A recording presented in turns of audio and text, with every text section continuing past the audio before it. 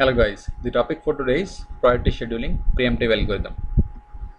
In priority scheduling, every process is assigned a number which determines the priority level of that particular process. Lower the number, higher is the priority. Since it is preemptive algorithm, this means that if the new process arrives and it is having higher priority than the currently running process, then we are going to preempt the currently running process and start the new process. Means अगर जो नया process आया है उसकी priority high है as compared to the process जो अभी run कर रहा है, then we are going to stop the currently running process and we will start the new process that has just arrived. So let us understand this with an example. So there are 5 process उनकी priority दी हुई है 1, 2 and 3. 1 is the highest priority and 3 is the lowest priority. So at time 0 there are 2 process in the system, P1 and P2. Now we need to decide that which is having the highest priority because that process is going to run first. So since P1 is having priority 1, this means that P1 is having higher priority. So we'll start with P1.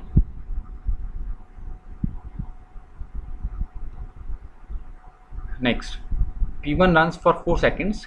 Till that time, no new process arrives. So at time 4, P2 is the only process. So we are going to start P2 at 4. Now while P2 is running, at time 6, a new process arrives, which is P3. Now we need to compare the priority of P3 with P2. Okay, so now priority of P3 is 1, whereas priority of P2 is 2. This means P3 is having a higher priority. Since it is preemptive algorithm, so we are going to stop P2 and start P3 process. Okay, so this is the situation at time 6. So we have the process P3 has preempted process P2. Now while P3 is running, at time 11, the new process P4 arrives. We add it into the system and we compare whether P4 is having higher priority or P3 is having higher priority. So since P3 is having higher priority, so we are going to continue with P3. Now at time 12, P5 process arrives. So we add it to the system and again compare its priority with P3. Again P3 is having higher priority, so we'll continue with P3 till it finishes at time 13. Now we need to decide that which out of P2, P4 and P5 is having the highest priority. So now if you see that P2 and P5 are having the priority 2, so this means 2 processes are having the same priority. So whenever there is a clash, always resolve the clash based on first come first serve. तो मैंने ये देखना है कि P2 या P5 में से पहले कौन आया. So P2 arrived first, so we are going to start with P2.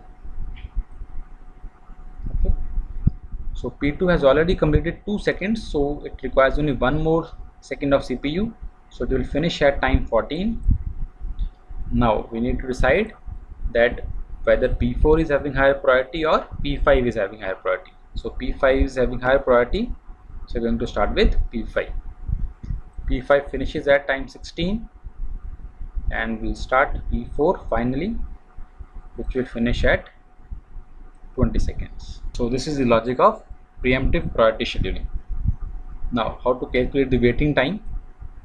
So for waiting time, slightly modified the formula.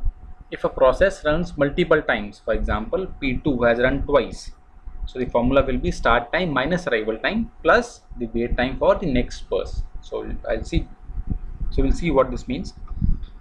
Now P1 start time is 0, arrival time is 0, so the waiting time is 0 minus 0. Now for P2 the start time is 4, arrival time is 0, so it is 4 minus 0 plus after 6 it waited till 13 seconds and then it ran again for 1 second. So the wait is from 6 to 13, so we need to add this time, which is 7 seconds, so the total is 11. For P3 it is start is 6, arrival is 6, so 0. Similarly for P4 and P5. and then based on this you can calculate the average waiting time, sum up, and then divide by the total number of process.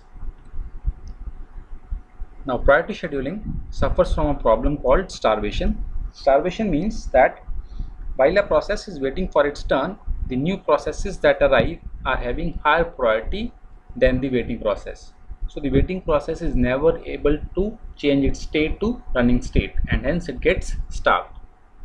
Solution is aging. Aging means that you increase the priority of the process which is starving after a fixed interval of time.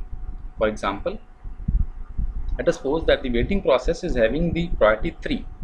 So after a fixed interval of time, let us suppose 30 seconds, the system will increase the priority to 2. And then again after another 30 seconds, it will increase the priority to 1. So in this manner, the process is going to get the highest priority.